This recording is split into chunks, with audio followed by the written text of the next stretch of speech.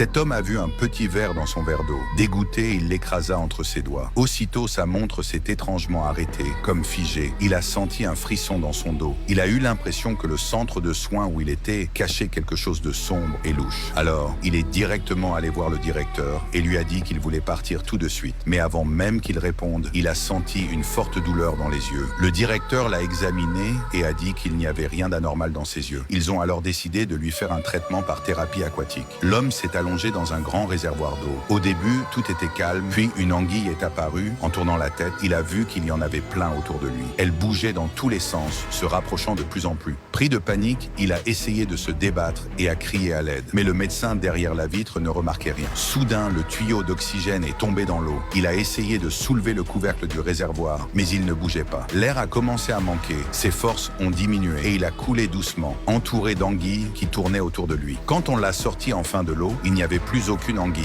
On lui a expliqué que ce n'était qu'une hallucination causée par le traitement. Le lendemain, il a entendu un bruit étrange dans les toilettes, remarquant que la cuvette des toilettes tremblait. En ouvrant le couvercle, il a vu encore les anguilles. Cette fois, il savait que ce n'était pas un rêve. Il a pris un verre, l'a cassé et a coupé le plâtre de sa jambe. Il a eu un choc. Il n'avait jamais été blessé.